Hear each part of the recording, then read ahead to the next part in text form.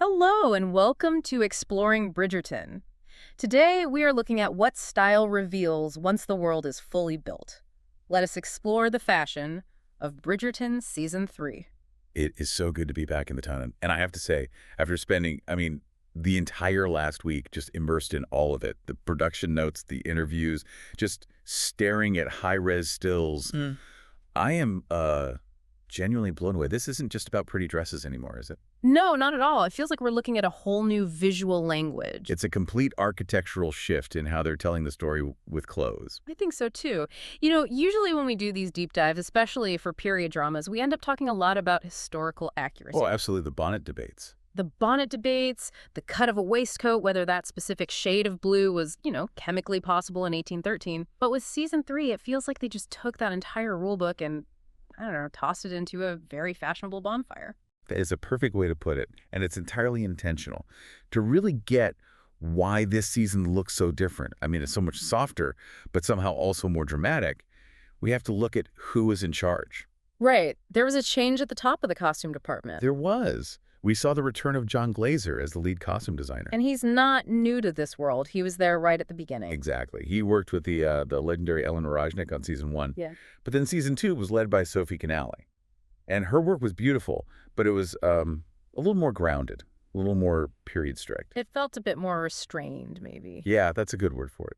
Glazer's return for Season 3, it signals this hard pivot right back to the heightened, almost magical reality of Season 1. Yeah. But he himself said he came back with a vengeance. He's a vengeance.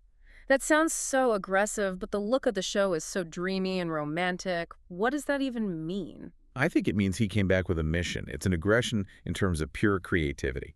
The core rule for Season 3, and they've been very open about this, is Regency fantasy. So fantasy first, history second. Wait a second. This is not a history lesson. It's not a documentary. And because they fully embraced that idea, it unlocked this concept that Glazer calls elevation. Okay, elevation. I like that. It sounds very chic. Let's break that down. What does that actually mean for us, the people watching at home? It's about the show's relationship with its audience. Think about it. We've watched 16 episodes now, plus the whole Queen Charlotte story. We have what you could call institutional knowledge of this world. We know the players. We know the rules. We know the rules. Yep. We know the Bridgertons are the old money, the establishment. We see that pale blue, the lilac, the silver, and we instantly know who we're with. And then you see a flash of acid yellow from across the ballroom. And you know it's a Featherington. New money. Try a little too hard, that bright, citrusy, almost garish palette. Right. So because we already have that foundation, the designers felt they could stop holding our hands. They don't need to stick to what they call the Disney color rules anymore. The Disney color rules. Yeah, where the villain wears purple and the princess wears blue. It's very clear, very simple color coding. They trust us now to understand the nuance. They can break their own rules to serve a specific character's journey. So they can elevate beyond the basics because we've done our homework. Exactly. They can start blending palettes or inverting them or softening them, and they know we'll get the subtext. So if they're moving away from those big, bold blocks of color, what's replacing it? Because the whole texture of the show feels different this season. It's less, pop art. And more like. Impressionist painting, maybe? That's the perfect way to describe it. And that quality, that painterly feel, is the direct result of a very specific and incredibly labor-intensive technique they called the blur. The blur. It sounds a bit sinister, but I'm guessing it's not. Not at all. The entire goal was to make the costumes look like living oil paintings or a walking flower garden in soft focus. They didn't want any flat fabrics that just reflect light in one predictable way. They wanted depth. Mystery. Yes. And to get that, they used a staggering amount of layering. We're talking up to 5 separate layers of fabric for just one dress. 5 layers in a London summer. Those poor actors. I can't even imagine. But the technique is fascinating. You'd have a base layer, maybe it's a silk or even a sequined fabric for some shimmer. Then you place a layer of sheer organza or net over that. And organza is that really fine, transparent material that still has some stiffness to it, right? It is. So imagine you take a green base fabric and then you layer a blue sheer organza over it.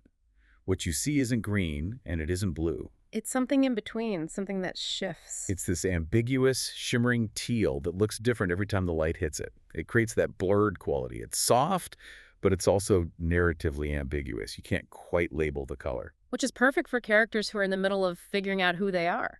It's a perfect visual metaphor for Penelope and Colin's journey this season. Their identities are in flux, and so their clothes are literally shimmering and changing right along with them. That's so much more interesting than just saying, okay, she's sad now, put her in a gray dress. Infinitely. And we have to talk about the sheer scale of this operation. To achieve this blur effect across hundreds and hundreds of costumes, I mean, for every single person you see at a ball. The amount of material must have been astronomical. I saw a number in the production notes that made my jaw drop. I guess.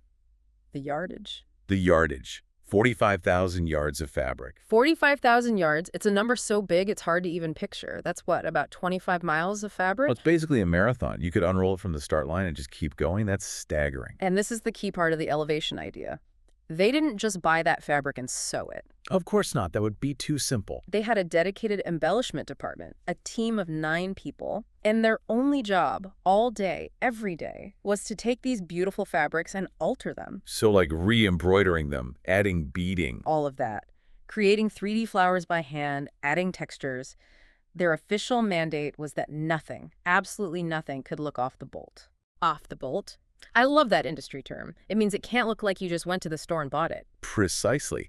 Even if it was the most expensive, gorgeous silk from France, this team would get their hands on it and layer it with tulle or add hand-stitched petals or find some way to make it unique to their world. It's that level of detail that makes the world feel real, even when it's a fantasy. It stops it from looking like a costume party and turns it into a cohesive universe. Well, let's zoom in on the character who is the absolute epicenter of this new design philosophy. If this whole season is about metamorphosis, then Penelope Featherington is the butterfly. The wallflower no more. Absolutely not. And her transformation is so interesting because it begins with an act of rejection, a breakup, but not with a person. With her entire color palette. We have to talk about her breaking the citrus curse. Oh, please. I think everyone watching collectively cheered in that scene with Madame Delacour. It's such a crucial moment for her character. She literally says, I never want to see citrus again. No more yellow, no orange, no lime green. It's so powerful. For 2 seasons, we've just seen her drowning in those colors, that bright, acidic yellow that just completely washed her out. And that was a deliberate choice from the designers in the early seasons. Those colors were Portia Featherington's choice. They were her mother's brand. Right. Portia thinks they're happy colors. She thinks they grab attention, which, to be fair, they do, but it's not the kind of attention Penelope wants. So by rejecting citrus, she's really rejecting her mother's control. She's shedding the colors of her childhood, and let's be honest, the colors of her perceived spinsterhood. She's finally choosing for herself, which leads us to the reveal. That moment she walks into the ball in the emerald dress. The Parisian look. The whole room just stops. Let's talk about the choice of emerald green. Why that specific color? Well, there's some really wonderful color theory at play here. If you just look at a basic color wheel, emerald green is about as far as you can get from the yellows and oranges she used to wear. It's the anti-yellow. It is. It's a declaration of war on her past self. It's dark, it's sophisticated, it's mature, but there's an even deeper layer. Go on. What 2 colors do you mix together to make green? Blue and yellow. Blue, the color of the Bridgertons, the family she has always admired from afar, and yellow, the color of the Featheringtons, the family she comes from. Oh, wow. I hadn't even thought of that. So in a way, she's wearing a color that synthesizes her 2 worlds. It's a bridge between her heritage and her desire. That's brilliant. And on a purely visual level, it just worked. That dress had these subtle copper underlayers woven in. Which picked up the red in her hair perfectly. Yes. For the first time, her look was designed to harmonize with her hair, not fight against it. The copper acknowledges her Featherington roots, the red hair, but it frames it in this incredibly elegant, sophisticated way. It turned what was maybe seen as a problem into her greatest asset. Exactly. And the accessories. We have to talk about the gloves. The sheer black gloves. I remember seeing those and thinking, wait, is she allowed to wear that? In a stuffy, historically accurate drama? Absolutely not. A debutante would be in white kid gloves. End of story. Black gloves would be scandalous. So what do they signal here in the Regency fantasy? It's her war look. It's a little bit punk rock. It's a rebellious touch that tells everyone in that room the old rules do not apply to me anymore. I love that. But what's interesting is she doesn't stay in that dark, almost severe look for long. No, she doesn't. That emerald dress was the statement, the declaration. But it wasn't quite her true self. It was a bit too aggressive. It got her attention, but maybe not the right kind. So she softens. We see her move into those incredible seafoam greens, pale blues. And this is where she really finds her own palette. This is where the blur technique really comes into its own for her character. These soft, aquatic, ambiguous colors. It feels like she's slowly, visually aligning herself with Colin. She is. That gradual introduction of blue tones is absolutely about her connection to the Bridgerton family. But, and this is key, it's never the standard Bridgerton blue that Violet or Daphne would wear. It's her own version of it. It's Penelope's blue. It's a seafoam that happens to look beautiful next to Colin's navy. It suggests compatibility, not assimilation. She's not just becoming a Bridgerton, she's meeting them on her own terms. And speaking of her meeting Colin, we have to discuss one specific dress. The one that's had the internet talking. The carriage dress. Ah, yes. The dress from the, shall we say, pivotal carriage scene. It seemed to almost glow in the dark. It had this luminous quality. It did, and that's a perfect example of storytelling and practical design coming together. That dress was made from a fabric that the design team literally described as slippy. Slippy. Is that a technical term? In the costume world, it is. They knew what that scene involved. It's an intimate physical moment in a very confined space. There's movement. He's lifting her skirt. Right. So you can't have a fabric that's stiff or heavy or crinkly. You don't want the sound of crunching taffeta to ruin the romance. That's a very good point. They needed something that would furl like water, that would pool and drape beautifully and not, stand up like a tent. So they chose this incredibly fluid, sheer material. And it was so simple. I noticed it didn't have all the 3D flowers and heavy embroidery of her other ball gowns. That was completely intentional. They stripped all of that away because in that moment, the focus needed to be 100% on her face, on the emotion between them. The dress was there to enhance her, not distract from her. And in that low, flickering carriage light, that shimmering fabric just caught everything. It acted like a natural reflector, gave her that magical, moonlit quality. It's just incredible how much thought goes into the pure mechanics of a dress. But beyond the fabric, her entire silhouette changed this season. Massively. And this takes us right back to the Regency fantasy idea. The designers were not looking at 1813's ashen plates for her. They're looking at 1950s old Hollywood. Really? The 1950s? It's a century and a half later. It is. But look at who they were referencing. Marilyn Monroe, Rita Hayworth, even Jessica Rabbit. Okay, now that you say Jessica Rabbit, I can't unsee it. It's the hourglass shape. It's all about the hourglass.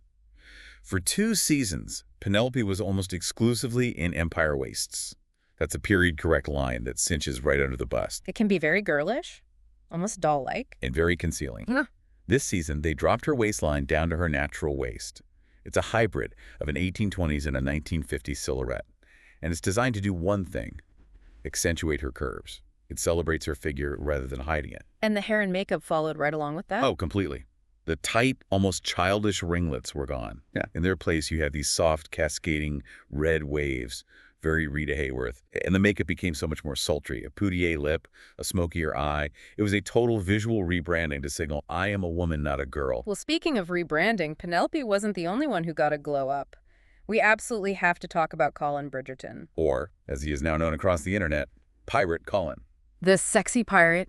I was so happy to see the showrunner and the cast just lean into that nickname. They totally embraced it. But you have to look at why that overhaul was so necessary. In seasons 1 and 2, Colin was coded as a boy. He was the sweet, unassuming third son. He was in all those baby blues and pastel yellows. Lots of ruffles. He looks very safe, Yeah. very nice, like a friendly golden retriever. But for season 3, he had to be the romantic lead. He had to be a man in Penelope. And the audience could believably see as this object of intense desire. So no more puppies. No more puppies. The design team had a mantra for him. The 3 Ds. The 3 Ds. Dashing, dangerous, and daring. Okay, I like that. But how do you make a Regency gentleman look dangerous without, giving him an eye patch? You give him swagger. And the inspiration for that swagger came from a very unexpected place. Where? The Marlboro Man. Wait, what? The cigarette cowboy. In Regency London. The rugged American cowboy archetype. I know it sounds completely bizarre and anachronistic, but if you think about what it represents, it makes perfect sense for his story. Okay, explain. Colin has been traveling. He's been on his grand tour. He comes back, changed. He's seen the world. The cowboy archetype gives him that rugged, world-weary outsider energy. So that's where the long coats come from. Exactly, those long duster coats. They're designed to move with him, to swish when he walks. They take up space. They give his stride a sense of purpose and confidence. And the colors are darker, too. No more pastels. The baby blue is gone. It's all rich earth tones, deep browns, navy blues, blacks. It makes him look more grounded, more solid. But I think the biggest change, the most daring one, was around his neck. The open neck shirts. Getting rid of the cravats and the ruffles was a huge statement. A gentleman in that era, walking into a ballroom with his collar unbuttoned, would have been seen as incredibly improper. It'd be like showing up to a formal wedding in a V-neck t-shirt today. Pretty much. But in the world of Regency fantasy, it tells us he's a rule breaker. He's confident, he's traveled, and he's not so fussed about the strictures of the ton anymore. And, of course, It shows a little skin. it shows a little skin, a little chest hair. It's pure romance novel cover hero. And they gave him these heavier boots, leather belt. Hard, masculine shapes is how the designers put it. All these details, even if they aren't perfectly accurate, build this image of him as a sturdier, more worldly man. He's no longer the boy next door. So you have the siren Penelope in her shimmering sea foam, and the pirate Colin in his dark, earthy leather. And eventually they have to meet at the altar. Let's talk about the wedding. The wedding was just a master class in visual storytelling and in subverting our expectations. I think we were all sitting there waiting to see her in Bridgerton blue, or maybe white, but she wore pink. A very specific blush pink. And first, just for the history nerds out there, we should say that white wedding dresses weren't really the standard in 1813. That was a Queen Victoria thing, much later. Exactly, post-1840. So a colored dress was actually more historically normal.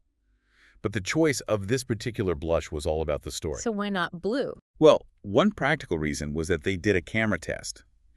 And they felt a true blue looked a little too harsh against Nicola Coughlin's fair skin under the specific church lighting. But the thematic reason is much more important. Okay. Think about the color politics we've been talking about. If she wears Bridgerton blue, it visually signals that she's being absorbed into his family. She's becoming Bridgerton property. And if she wore yellow, God forbid. She'd still be a Featherington, still under her mother's thumb. This blush pink. It wasn't a Bridgerton color, and it wasn't a Featherington color. That was her color? It was Penelope's color as a declaration of independence. She was entering that marriage as her own whole person. That is such a beautiful, subtle detail. And the dress itself was so simple. Intentionally simple. Think about the scene. You have the camera panning down the aisle. On one side, you have the whole Bridgerton clan in their coordinated blues and lavenders. And on the other side, the Featheringtons. And what the designers hilariously call their Versace brights. A riot of citrus and gold and clashing pattern. it's visual chaos. And then, cutting right through the middle of all that noise, is Penelope. In this clean, simple blush gown, it allows her to stand out. It creates this little pocket of visual peace just for her. It's brilliant. Now, you mentioned the Versace Featheringtons, and that's a perfect segue into the side characters. The storytelling through their costumes this season was just as rich. We have to start with Cressida Cowper. Oh, Cressida. The poor bird in a cage. Her sleeves, they were like architecture this season. They were enormous. The designers talked about them as being her armor, or, from another perspective, the bars of her cage. Cressida is under so much pressure from her father to marry. Her home life is so cold. Those huge structural sleeves and high necklines are her defense mechanism. It felt like she was physically trying to take up more space, like an animal puffing up to look more intimidating. That's a great way to put it. It's a very mean girl aesthetic. Severe hairstyles, the sharp shoulders. She's trying to project power because she feels completely powerless. And then she wore the red dress, the FU dress. The crimson dress. Yeah. A huge departure for her. It was shocking. She's usually in those pale pinks and creams. And that was the point. It was her villain moment. A visual signal of her aggression and her desperation as she, makes her big play.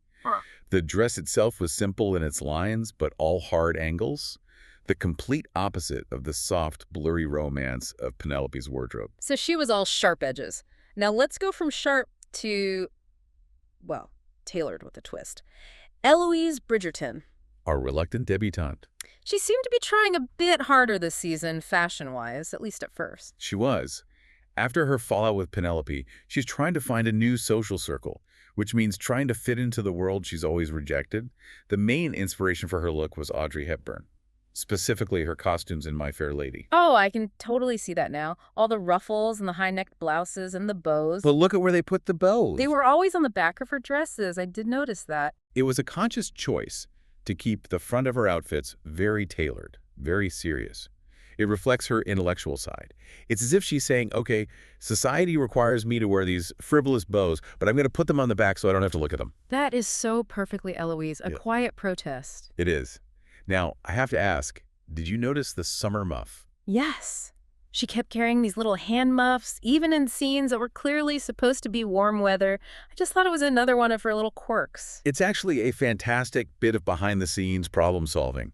The actress, Claudia Jessie, broke her wrist during filming. Oh, no. So the costume department had to get creative. They designed all these elaborate split sleeves with ruffles and these little muffs purely to hide her cast. That's amazing. And it totally works for her. It made her look just a little bit more eccentric, which is perfect. Okay, what about the other Bridgerton sister in the spotlight?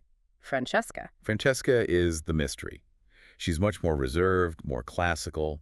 Her icons were Grace Kelly and Katharine Hepburn, particularly from the 1940s. You can see that in her tailoring. It's much more simple and elegant. Very much so. I would. Lots of sheer fabrics, some tweeds, which was a nice bit of foreshadowing for her connection to Scotland and Lord Kilmartin, and what the designers called heirloom pieces. Did you catch the big one? Her debut dress? It felt familiar. I couldn't place it. She was re-wearing Daphne's presentation dress from season 1. Get out! Really? Yes. And it's such a brilliant storytelling choice. It signals family tradition, but it also signals the quiet confidence of old money. They don't need a brand new dress for every event. They have heirlooms. It's like a subtle power move, this old thing. It just got my sister a duke. And it also establishes her as Daphne's successor as the Diamond. Precisely. Now, what about someone new to the world of old money, Alice Mondrich? Ah, yes. Alice is actually the secret period-correct icon of the season. Really? Her looks are the most accurate. According to the designers, yes. Her silhouette is the most historically accurate of all the main characters, and that's meant to reflect her grounded, sensible nature. So when her family inherits their new title and wealth, they don't go full Featherington. Exactly. They don't become flashy. They adapt with this quiet, understated elegance. They learn the rules of their new world. Her gold and white gown at the Queen's Ball was a standout. It was. And that Grecian style was very deliberate. It was meant to echo the style of Lady Danbury, showing that Alice has been accepted into that highest, most powerful tier of society. She's one of them now. Well, speaking of the established icons, let's talk about the big guns. Kate Sharma, now Viscountess Bridgerton. She looked regal, absolutely regal, and her entire wardrobe tells the story of her new status. She's married, she's secure, she's the Viscountess. She doesn't have to prove anything anymore. And I felt like the Indian influences in her clothing were even more prominent this season. They were. Now that she's secure in her position, her heritage is coming to the forefront even more. They used fabrics and cuts that mimicked the drape of a sari, and her color palette expanded into these beautiful jewel tones, sunset colors, golds. And the necklines were lower, more off-the-shoulder looks. Things a spinster trying to secure her family's future could never wear. But the Viscountess Bridgerton, she sets the trends. And on the opposite end of the taste spectrum, Portia Featherington. The Versace of Mayfair. You have to admire her commitment. The designers actually called her that. Explicitly. The reference for the Featheringtons is the Versace family. It's bold, it's gold, it's loud, and it's proudly new money. Portia still believes in those citrus colors. She believes they're happy colors that attract wealthy husbands. She sees the Bridgerton pastels as drab and boring. She wants to be seen. And her silhouette is still completely its own thing. It's not Regency at all. It's this very rigid, sculptural 1940s and 50s shape. It perfectly matches her personality. She bends the world to her will. She doesn't bend to the trends of the world. And finally, the sun around which all these other planets orbit. Queen Charlotte. The living sculpture. The swan wig. We have to talk about the swan wig. It is a genuine masterpiece of engineering. This enormous wig with a hollowed-out diorama in the middle, with crystal swans swimming on a little lake under cherry trees. And I heard the swans moved. They did. It had a tiny hidden motor and a battery pack built into the wig to make the swans glide around. That is just the next level of television production. It really is. But it also speaks to her character. The queen is treated as a piece of art. She rarely has to move. She mostly sits on her throne or stands. That allows the costume team to build these incredible, heavy, immobile structures for her. She's a monument. Before we wrap up, I just want to touch on a few of those little modern technical touches. You mentioned the motor in the wig, but I heard they use 3D printing too. They did for some of the ladies' purses, the reticules, Why would you 3D print a purse? to get these really intricate sculptural shapes that would be impossible to create or maintain with fabric. They would print the base shape and then hand paint it to look like carved ivory or gilded metal. That's so clever. Using 21st century tech to create an 1813 look. It's all part of the fantasy. And speaking of modern touches, what's this I read about the men's underwear? Yes. A funny little detail from the production team. For the intimate scenes, the male actors were given what the costume department called period versions of Calvin Klein's. What on earth does that mean? Basically modern, figure-hugging, supportive underwear designed to look good on camera rather than historically accurate, baggy linen drawers. I suppose baggy linen drawers don't quite fit the sexy pirate aesthetic. Not in the slightest. It's all part of making the fantasy appealing. It really is. So we've gone from the citrus curse to pirate Colin, from a motorized wig to Regency Calvin Klein's. The season ends with a very specific visual callback, though, doesn't it? It does. A perfect little bookend to Penelope's story. In the final scenes, we see her sister's new babies. The new generation of Featheringtons. And what are the babies wearing in their hair? Little yellow bows. The citrus returns. It's such a brilliant final shot. It shows that Penelope is broken free. She's found her own palette, her own life. Right. But the Featherington brand, that is as strong as ever. You can escape the citrus, but the citrus lives on. Exactly. This has been absolutely fascinating. The sheer artistry and thought stitched into every single garment is just mind-boggling. It truly is storytelling at its most visual. That was our look at the fashion of Bridgerton Season 3. At this point, style is no longer decoration. It is storytelling. Join us next time as we continue exploring Bridgerton, one detail at a time.